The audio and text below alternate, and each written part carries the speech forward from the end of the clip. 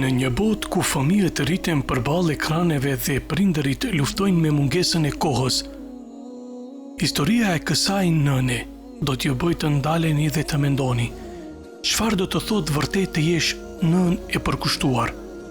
Ky nuk është thjesht një tregim, por një dëshmi e gjallë se dashuria, përkushtimi dhe edukimi me Kur'anin mund të formosojnë breza të tërë. Një profesor i kirajetit që punon në një shkollë për mësimin e Kur'anit përmendësh rrëfe një ngjarje që e la pa fjalë. Ndërsa po qëndroja në zyrat e shkollës, më erdhi një fëmijë i vogël dhe më pyeti nëse mund të regjistrohej për të mësuar Kur'anin, me që më duke i vogël në moshë. Nisa t'i bëj disa pyetje të përgjithshme, duke menduar se ndoshta kishte ardhur ka rruga ku po luante, ndoshta edhe për shaka. E pyeta: "A ndi do një pjesë të Kur'anit përmendsh?" Ai u përgjigj: "Po, di." Atëherë i thash: "Mirë, lexo diçka nga Gjuzu Amme." Djali filloi të lexonte rrjedhshëm dhe sakt. I habitur e pyeta përsëri: "A e di ndoshta suren Tebareke?" "Po," tha ai, dhe nisi ta lexoj me rrjedhshmëri. U befasova, aq i vogël e di 2 gjuze përmendsh.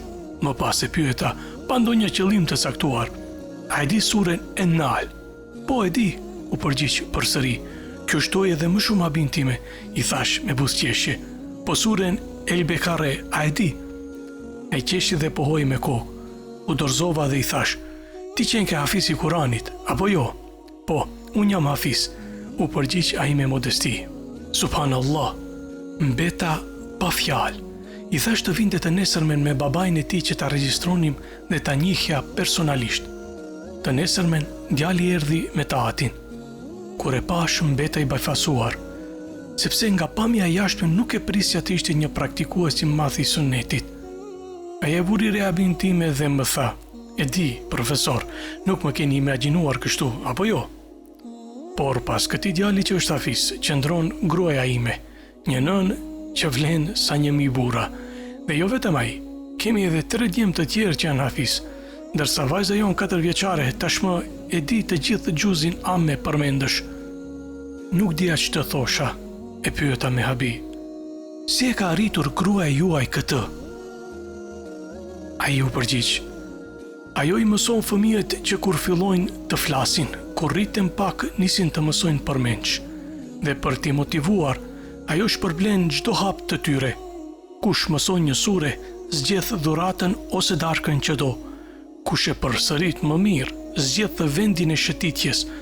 Kush mëson i pari, zgjedh ku do ta kaloj pushimin e verës. Kështu ajo kryoi një garë të bukur mes fëmijëve në mësimin e Kuranit." Sa nën e bekuar, luma jo kur të vi dita e gjykimit. Do të ketë me çfarë të krenohet dhe kush të ndërmjetësoj për të. Do të qëndroj me krenari për krah fëmijëve të saj, ndërsa ata do të recitojnë fjalët e Zotit. E çfarë shpërblimi e pret? Pejgamberi sallallahu alaihi wasallam ka thënë: "Ati që mëson Kuranin, e lexon dhe e vepron me të, në ditën e gjykimit do t'i vendoset një kuror drite që ndriçon si dielli. Prindërit e tij do të vishen me pet kandeli dhe do të pyeten: pse jemi veshur kështu? Do të thuhet sepse fëmia juaj ishte i lidhur me Kuranin." Në një hadith tjetër, pejgamberi sallallahu alaihi wasallam ka thënë: "Do të vinë bartësi i Kuranit në ditën e gjykimit dhe Kurani do të thotë: O Allah, nderoje atë." Atëherë do t'i vendoset një kuror nderi. Pastaj Kurani do të thotë: "O Allah, shtoja nderin," dhe atij do t'i vishet petku i lavdis. Pastaj do të thotë: "O Allah, bëu i kënaqur me të," dhe Allahu do të jetë i kënaqur me të.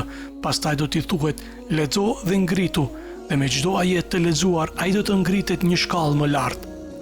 Por ne sa herë lexojmë Kuranin me fëmijët tanë? A e duan fjalën e Zotit po aq sa lodrat dhe ekranet? Të gjithë jemi përgjegjës për zemrat që rriten pranë nesh. Të gjithë jemi përgjegjës për fëmijët tanë. Pejgamberi sallallahu alaihi wasallam ka thënë: "Secili prej jush është bari dhe secili është përgjegjës për kopen e tij." Le të jemi edhe ne bari të mirë për fëmijët tanë.